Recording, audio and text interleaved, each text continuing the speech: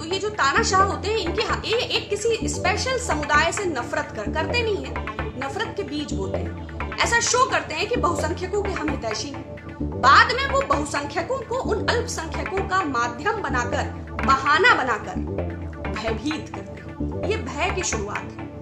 ये लोकतंत्र में एक नई व्यवस्था की शुरुआत। अगर एक अपराधी का, इतना दुर्दांत अपराधी का ये हश्र है, तो न्यायपालिका में यदि नहीं कोई व्यवस्था है तो हमें कुलदीप सेंगर का एनकाउंटर या चिन्मयानंद का एनकाउंटर या विवेक तिवारी के हत्यारों का एनकाउंटर या कमलेश तिवारी के हत्यारों का एनकाउंटर, तो जैसे सरकारी अस्पताल और सरकारी ये पोस्ट ऑफिसेज एक जो व्यवस्था है लोकतंत्र की, ऐसी सरकारी हत्याओं को भी हमें धीरे धीरे स्वीकार कर लेना चाहिए। नमस्कार, शायद नेटवर्क की कुछ प्रॉब्लम है, आवाज आशा है आपको आ रही होगी। तो विकास दुबे के एनकाउंटर से संदर्भ में जो ईमेल्स आ रहे हैं, बहुत स्पष्ट शब्दों में मैं कहना चाहती हूं कि टीवी, रेडियो और अन्यत्र मीडिया के माध्यम से पूरी स्क्रिप्ट जो है वो क्रिस्टल क्लियर है। तो फेक एनकाउंटर को जस्टिफाई करने के लिए मेरे पास कोई शब्द नहीं है। हाँ, ये जरूर सोचती हूँ कि अगर एक अपराधी का, इतना दुर्दांत अपराधी का ये हश्र है, तो न्यायपालिका में यदि नहीं कोई व्यवस्था है तो हमें कुलदीप सेंगर का एनकाउंटर या चिन्मयानंद का एनकाउंटर या विवेक तिवारी के हत्यारों का एनकाउंटर या कमलेश तिवारी के हत्यारों का एनकाउंटर, तो जैसे सरकारी अस्पताल और सरकारी ये पोस्ट ऑफिसेज एक जो व्यवस्था है लोकतंत्र की, ऐसी सरकारी हत्याओं को भी हमें धीरे धीरे स्वीकार कर लेना चाहिए। अब जैसे एक मैचोइज्म को, एक मैस्कुलिन पोस्चराइजेशन पॉलिटिशियंस का जो करने की कोशिश की जा रही है, स्पेशली वर्तमान सरकार का, उत्तर प्रदेश सरकार यदि निष्पक्ष हो तो खाली उस विकास दुबे का अगर कॉल डिटेल सार्वजनिक कर दिया जाए तो मुझे नहीं लगता किसी और चीज की आवश्यकता है। उसमें सारा कुछ अपने आप ही स्पष्ट हो जाएगा और न्यायपालिका स्वतः विषय को संज्ञान में लेगी। तो चीफ जस्टिस ऑफ इंडिया की हार्ले डेविडसन बाइक देखने के बाद मुझे इसकी कोई आशा नहीं। लेकिन फिर भी यद्यपि हम एक गौरवशाली गणतंत्र हैं, किंतु आज केंद्र में और देश में वो ताकतें हैं, फॉसिस्ट ताकतें, जिनकी कार्यशैली और पद्धति, मैं दूसरे माध्यम से बात करना चाहूंगी। अभी सिलेबस में कुछ शब्द को हटाया गया है, घटना 4 ही दिन की है, जो हटाए गए हैं उनमें फेडरलिज्म है। अगर आप फ्यूडलिज्म और फेडरलिज्म को पढ़ेंगे तो आपको पता चलेगा इस बड़े से शब्द में हमारी कितनी बड़ी आजादी है। सिटीजनशिप, नेशनलिज्म, सेक्युलरिज्म, इन शब्दों को हटा दिया गया। मतलब कि हमारी आने वाली जनरेशंस शायद इस बात की जानकारी ही ना रखें कि वो कौन से विषय हैं, वो कौन से, क्या फंडामेंटल राइट्स हैं, क्या कॉन्स्टिट्यूशनल राइट्स हैं। एक ऐसी व्यवस्था के निर्माण में हम बढ़ रहे हैं। एक देखिए, लोकतंत्र की अगर हत्या की बात की जाए तो लगभग 100-125 ग्लोबल लीडर्स को पढ़ने के बाद, चाहे मिडिल ईस्ट, चाहे यूरोपियन यूनियन या यूएसएसआर के समय के, मेरा एक ये सोचना है कि जो लोकतंत्र के हत्यारे होते हैं, जो लोकतंत्र की सीढ़ियां चढ़ के आते हैं और बाद में तानाशाह साबित होते हैं, उनमें 3 बहुत खास बातें होती हैं। पहला तो वो अपने बैकग्राउंड को थोड़ा एक सिंपैथी गेन करने वाला रखते हैं। स्टॉलिन के पिताजी मोची थे, सद्दाम हुसैन के फादर चरवाहे थे, गद्दाफी के फादर भी जो है वो नोमैडिक ही थे, हिटलर तो वियना की गलियों में गाते थे, चित्रकार थे, और भी बहुत सारे उदाहरण हैं। दूसरा, जिस लोकतंत्र पे पांव रखकर वो चढ़ते हैं, उसे कुचलने का जब समय आता है तो सबसे पहले वो अपोनेंट्स को फिनिश करते हैं। वो आम आदमी के दिमाग में ये परसेप्शन बैठाते हैं कि विकल्प समाप्त हो चुके हैं, अब मेरे अलावा कोई विकल्प नहीं है, आई एम द ओनली ऑप्शन, मेरा ही जो मैं अवतार हूं, मैंने ऐसा जन्म लिया है कि अब इस देश का उद्धार मैं ही कर सकता हूं।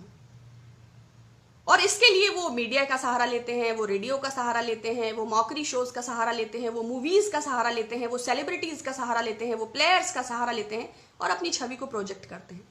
फिर धीरे धीरे वो व्यवस्था में अपने लोगों को बैठा देते हैं, उस व्यवस्था को इस तरह कैप्चर कर लेते हैं। मैं सीरिया का एग्जाम्पल लूंगी। पब्लिक अनरेस्ट से जो हालात पैदा हुए, सद्दाम हुसैन भी बाथ पार्टी का मेंबर था, बशर अल असाद जिनकी गवर्नमेंट वहां रही, अभी तो एग्जाइल गवर्नमेंट है, टर्की से गवर्न होती है, जैसे धर्मशाला हमारे तिब्बत जैसे गवर्न होता है। तो पब्लिक अनरेस्ट था जो बाद में रिलीजियस वॉर में कन्वर्ट हुआ। तो ये जो तानाशाह होते हैं, इनकी ये एक किसी स्पेशल समुदाय से नफरत करते नहीं है, नफरत के बीज बोते हैं। ऐसा शो करते हैं कि बहुसंख्यकों के हम हितैषी हैं। बाद में वो बहुसंख्यकों को उन अल्पसंख्यकों का माध्यम बनाकर, बहाना बनाकर भयभीत करते हैं। ये भय की शुरुआत है। ये लोकतंत्र में एक नई व्यवस्था की शुरुआत है। तो देखिए, बायोकेमिकल वेपन्स सीरिया में उन्होंने अपनी ही जनता के खिलाफ इस्तेमाल किए थे। आज एनकाउंटर है, कल कुछ और होगा। वो शिया थे और 83% पॉपुलेशन वहां पर सुन्नी थी। सेम इराक के केस में था, सद्दाम सुन्नी थे और वो शिया डोमिनेटेड। शिया मीन्स प्रॉफिट मोहम्मद्स ब्लड लाइन। तो उन्होंने वहां पर सुन्निज्म को लागू करने के लिए किया। कोई नाजियों से नफरत करता था, कोई यहूदियों से नफरत करता था, कोई कुर्द से नफरत करता था, लेकिन ये नफरत अपनी गद्दी को बचाए रखने की थी। कॉमन आदमी के माइंड में इस परसेप्शन को क्रिएट करने के लिए थी कि I am the chief of the thief, I am the boss, I am the saviour, I am the lord, I am the almighty, I am everything. Afterwards क्या होता है? सीरिया में क्या हुआ? Cluster bombings. नतीजा, infrastructure damage, no post offices, no hospitals, nothing. Damage of culture, heritage, infrastructure, everything lost. Massive killings. किसका बिगड़ता है? जो टाइम पे अपना टैक्स देते हैं, जो सुबह शाम चुपचाप अपनी नौकरी करते हैं। और जनरेशंस हैव टू पे। पीढ़ियां इसकी सजा अदा करती हैं। जो लोग हमारे पाठ्यक्रम में परिवर्तन कर हमारे अधिकारों के दमन की शुरुआत कर रहे हैं, बहुत सारे उदाहरण हैं, बहुत सारे। अगर बहुत मैं डिटेल में जाऊंगी और ग्लोबली अगर हम इस पर बात करेंगे, सीरिया के प्रेसिडेंट को रशिया का सपोर्ट था। अपोजिशन में 75 टेररिस्ट ऑर्गेनाइजेशन थे, एक दो नहीं, है ना। उसमें अल नुसरा भी था, उसमें अल बगदादी भी था, उसमें अल कायदा की भी ब्रांच थी, उसमें मुस्लिम ब्रदरहुड भी था, उसमें इस्लामिक स्टेट भी था। इस्लामिक स्टेट कहाँ हुआ? इराक में। बैकअप किसका? अमेरिका। मुस्लिम ब्रदरहुड हुस्नी मुबारक के बाद जब डेमोक्रेसी वो लाए, बैकअप किसका? इजिप्ट का। Finally Turkey. इजिप्ट और टर्की के बैकअप से मुस्लिम ब्रदरहुड। तो तालिबान का जिक्र नहीं करूंगी मैं। तो 75 जब बशर अल असद हारने चलते हैं तो रशिया उनको अपने नए नए आधुनिक वेपन्स देता है कि नहीं नहीं लड़ो। जब उधर ओपोनेंट को समस्या होती है, फ्री जो आर्मी है उनकी और जो और टेररिस्ट ऑर्गेनाइजेशंस, फौरन अमेरिका अपने नए नए वेपन्स देता है। नुकसान किसका है? नुकसान उन लाखों लोगों का जो शरणार्थी कैंपों में है, जो जॉर्डन में शरण ले रखी है, जो टर्की में पड़े हैं, जो लेबनान में हैं, जो अल्जीरिया में हैं, जो जर्मनी में हैं, जो भागे भागे टेंट में अपने रह रहे हैं। तो अगर लोगों में समझ है कि what is the difference between democracy and fascism, what is communism, what is fascism, and in which direction exactly we are going, हम कहां जा रहे हैं, हम कैसे समाज का निर्माण कर रहे हैं, और हमारे युवा जो इस मैचोइज्म को सेलिब्रेट कर रहे हैं, जो ट्विटर पर, मैं कानपुर से विकास दुबे बोल रहा हूं कानपुर वाला, मैं योगी आदित्यनाथ बोल रहा हूं गोरखपुर वाला, क्या फर्क है इन दोनों टोनेशंस में? क्या आप अपने बच्चों को ऐसा बनाना चाहते हैं? ये वही लोग हैं जो 2 करोड़ रोजगार का वादा करके आए थे, आज हमारे सिलेबस को भी डस रहे हैं, हमारी रोजी रोटी को भी खत्म कर रहे हैं। ये वही है जो काला धन लाने वाले थे, ये वही है जो आंख दिखाने वाले थे। बहुत सारे उदाहरण हैं। तो people need to understand, those who are intelligent they will go away, but what about common man? So we need to understand exactly what the situation is, and it is really poor, it's pathetic, and I'm really sad because of these things. I don't have much to explain about it, क्योंकि धीरे धीरे चीजें गल रही हैं, लेकिन अभी शुरुआत है।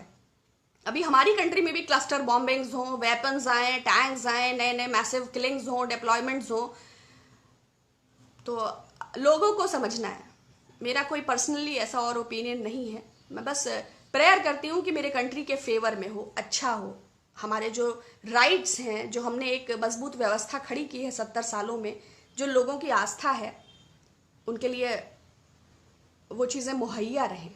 Thank you.